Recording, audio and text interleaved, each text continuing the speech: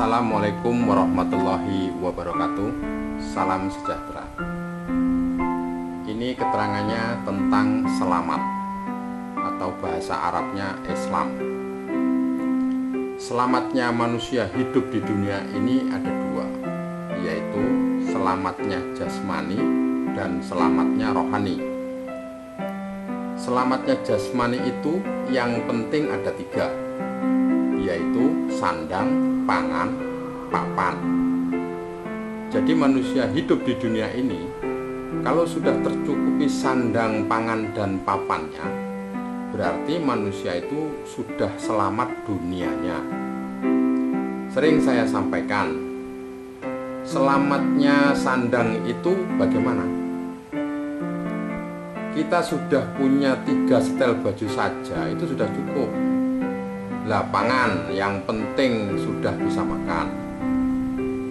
Demikian juga papan, yang penting bisa untuk berteduh saat hujan dan panas, itu sudah cukup.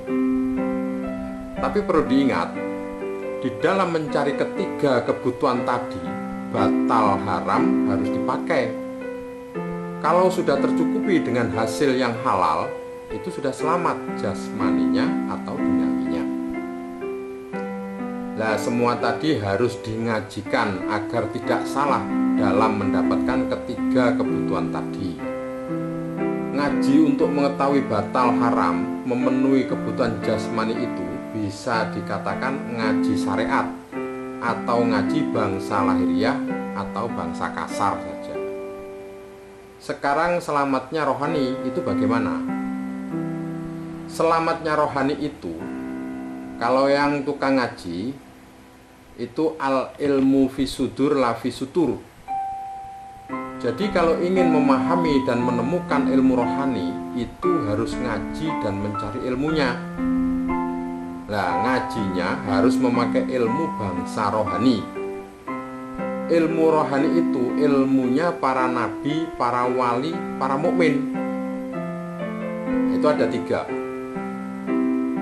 Ketiga ilmu itu adalah torekot, hakikat, dan makrifat. Itu ilmu untuk selamatnya rohani. Torekot itu masih termasuk ilmunya jasmani. Untuk mendapatkan selamat dunia dan akhirat, kecuali sandang, pangan, papan, itu tadi kita harus memahami ilmu syariat, torekot, hakikat, dan makrifat tadi.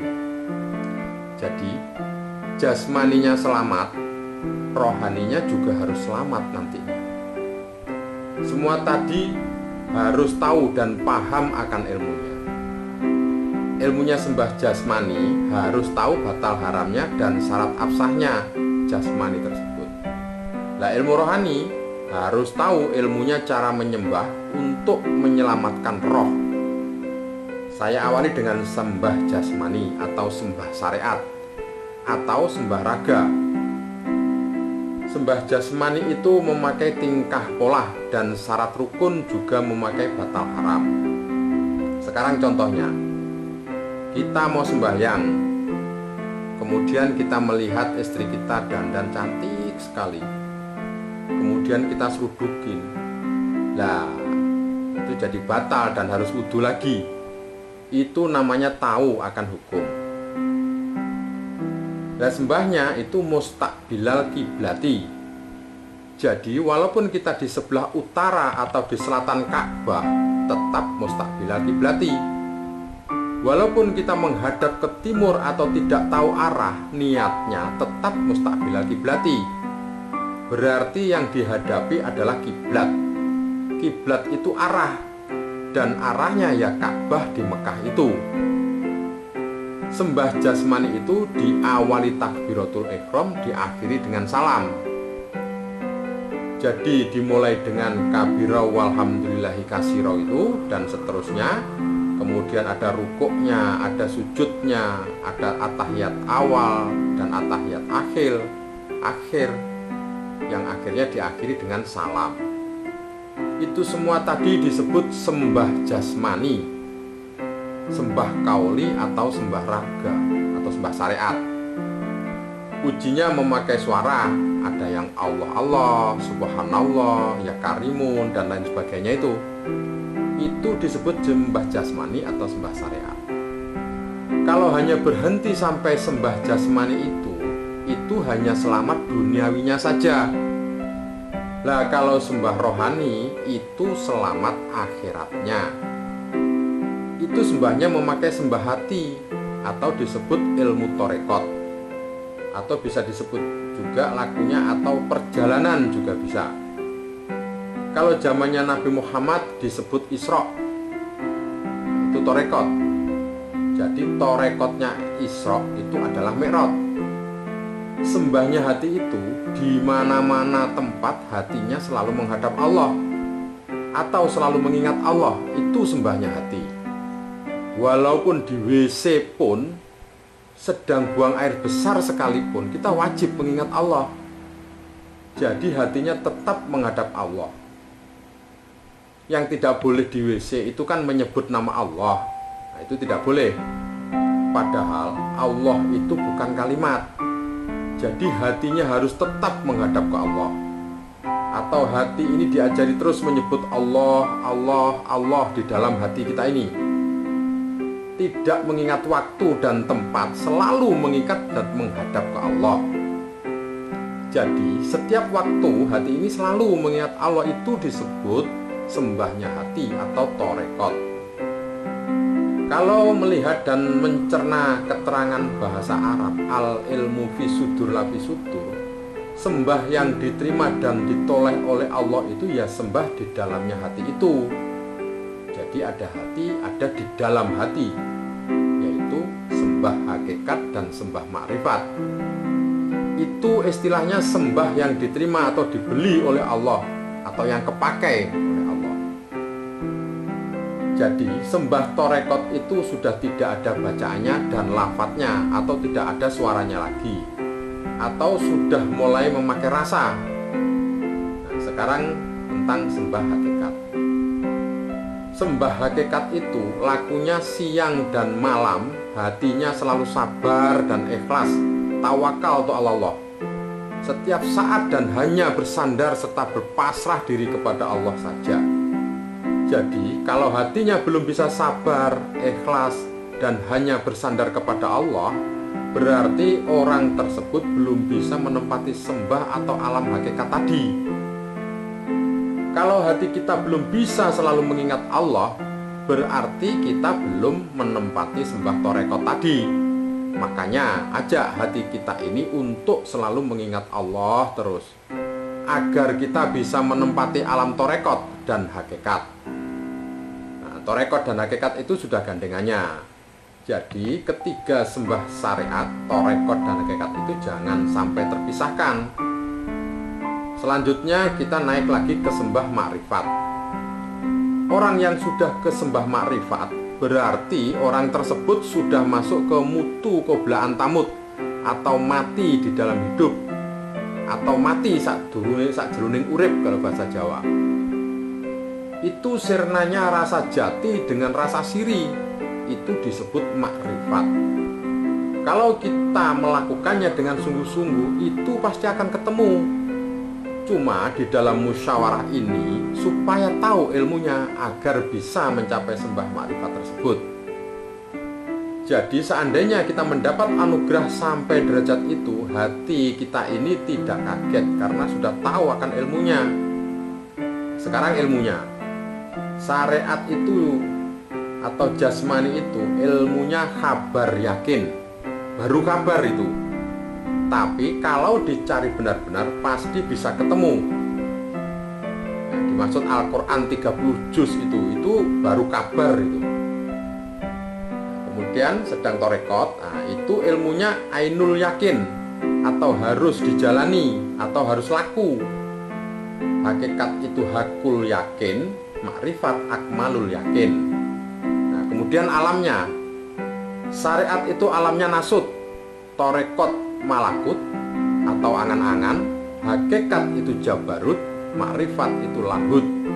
Lahut itu lautan tanpa dasar dan tanpa tepi. Semua itu bisanya ketemu harus musyawarah seperti ini atau harus ngaji.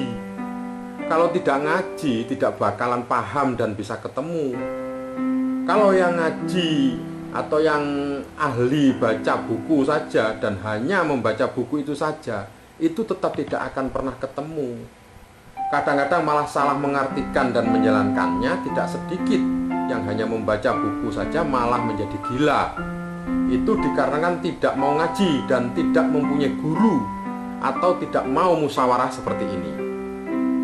Kalau ke tempat atau kalau keempat sembah tersebut torekot, syariat, torekot, hakikat dan makrifat itu kita tempati dan kita jalani dengan sungguh-sungguh, itu kita akan mendapatkan selamat di dunia dan akhirat. Itu disebut Islam atau selamat.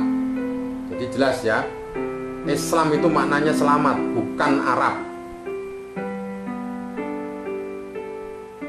Sekarang antara syariat, torekot, hakikat dan makrifat.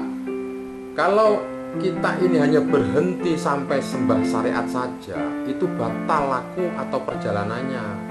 Artinya batal itu kita tidak pernah sampai ke tujuan. Tujuannya manusia hidup di dunia ini adalah inna lillahi wa inna ilaihi roji'un. Itu bahasa Arabnya. Jadi kita diciptakan oleh Allah dan akan kembali ke Allah lagi. Kalau bahasa Jawanya mulih mulo mulaniro.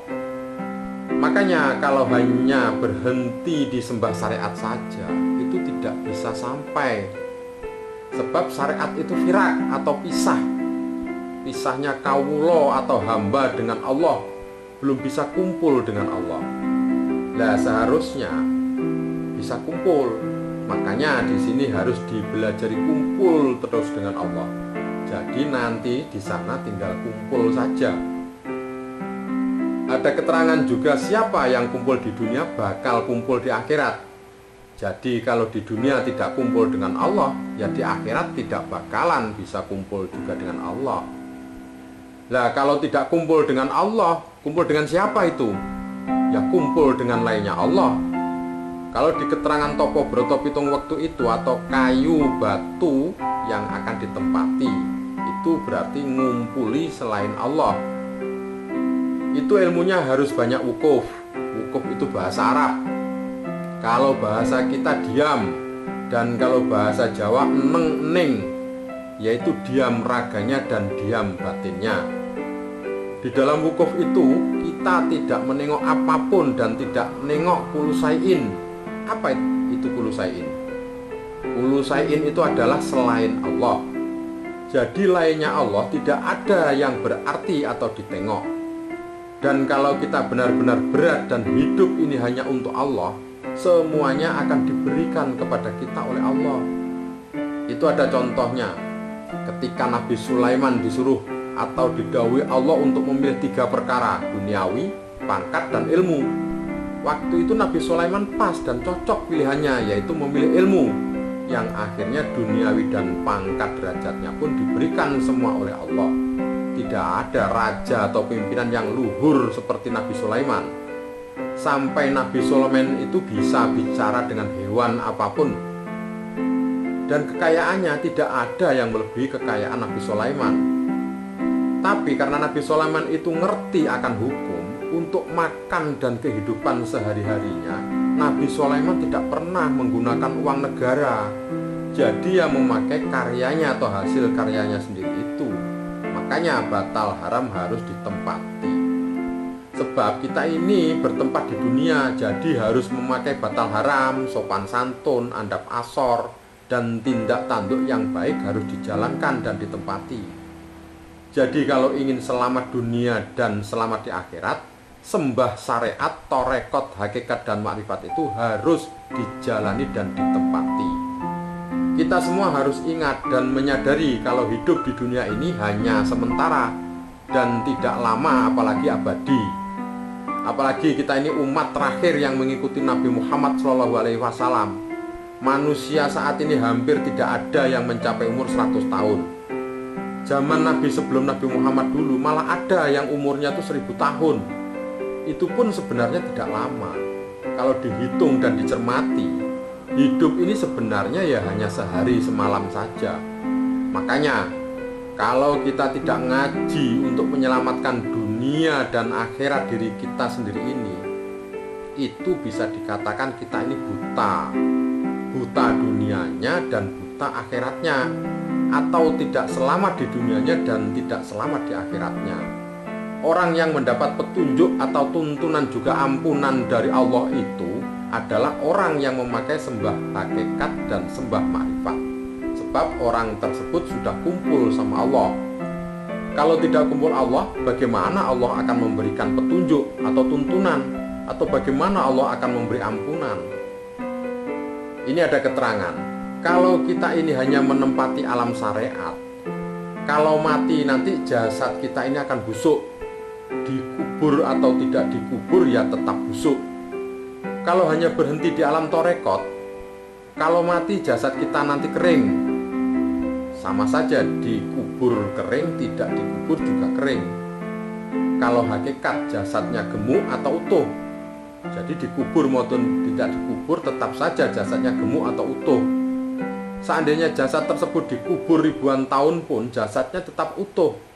Bahkan kain kafan yang untuk membungkusnya pun insya Allah akan tetap utuh, karena ikut direkso atau diijabah sama Allah. Kalau mendapatkan alam makrifat, jasadnya hilang atau mukso, dikubur hilang, tidak dikubur pun akan hilang, karena jasadnya pun kumpul dengan Allah. Makanya tinggal milih saja kita ini, mau mati busuk, mati kering, mati utuh, atau mati hilang. Silahkan saja memilih. Kalau milih hilang ya harus semangat dan benar-benar tirakat lahir maupun batinnya. Seperti sejarahnya Imam Ghazali, itu 28 tahun tirakatnya. Biasanya masuk ke alam marifatullah, Imam Ghazali itu tirakatnya sampai 28 tahun. Kemudian sejarahnya Syekh Abdul Qadir Jailani yang dimaknakibkan oleh orang-orang itu tirakatnya 20 tahun. Terus ada sejarah lagi Syekh Maulana Maghribi, itu bertapa 25 tahun. Jadi hakikinya orang yang mau mengejar dan ingin masuk ke alam ma'rifatullah itu harus berani meninggalkan raga atau meninggalkan lahiriah atau meninggalkan duniawi. Kalau kata guru ngaji saya, almarhum Kiai Haji Abdurrahman Wahid atau Gus Dur, itu guru ngaji saya. Dunia ini harus ditalak 3. Dunia ini ya lahiriah ini, badan ini dunia, harta ini dunia, anak dan istri pun juga termasuk dunia. Tapi kalau tidak mencapai alam ma'rifatullah, minimal kita duduki atau tempati saja alam hakikat, itu sudah selamat. Jadi perlu saya tegaskan, kalau kita ini hanya menempati alam syariat dan torekot, jasadnya tidak selamat alias menjadi busuk dan kering tadi. Kemudian rohnya ikut lainnya Allah. Keterangan di Topo Broto Pitung waktu itu rohnya bertempat di kayu dan batu. Kayu dan batu ditepati dianggapnya surga, jadi tidak kembali ke surganya Allah. Kalau tidak kembali ke Allah berarti ya kembali ke lainnya Allah, yang kalau digambarkan ya jadi jerangkong, genderuwo, kuntilanak dan lain-lainnya itu, atau bisa disebutnya kesasar atau tersesat. Kalau kita bisa menempati alam hakikat dan alam ma'rifat, berarti rohnya kembali ke Allah dan menempati Jannatul Naim atau surga yang hak, yaitu surganya Allah. Berarti kita bisa inna lillahi wa inna ilaihi roji'un. Untuk bisa mencapai semua itu kita harus ngaji dan ngaji atau musyawarah seperti ini. Terus di mana kita harus berguru untuk musyawarah mengaji ilmu hakikat dan makrifat? Itu saya tembangkan tata cara mencari guru mursyid atau guru yang bisa menuntun dan menunjukkan ilmu inna lillahi wa inna ilaihi roji'un. Karena saya orang Jawa, saya musyawarah dengan cara yang Jawa, dengan budaya Jawa. Jadi seperti ini tembangnya untuk tata cara mencari guru yang mursyid atau guru yang bisa menuntun kita kembali ke Allah. Lamun siro ake guru kaki hamiliha manungsa kang nyata ingkang becik martabate sarta weruh mring hukum kang ibadah kelawan wiraki syukur yen to wong kang tapa kang wis prapteng sembahipun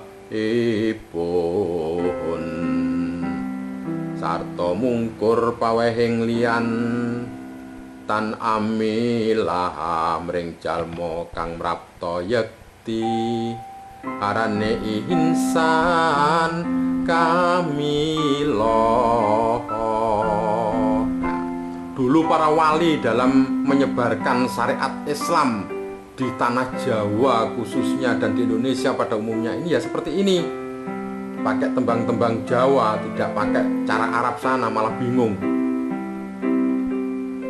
Jadi saya kira cukup sekian dulu keterangan tentang selamat atau bahasa Arabnya Islam. Semoga manfaat untuk kita semua. Wassalamualaikum warahmatullahi wabarakatuh. Salam sejahtera.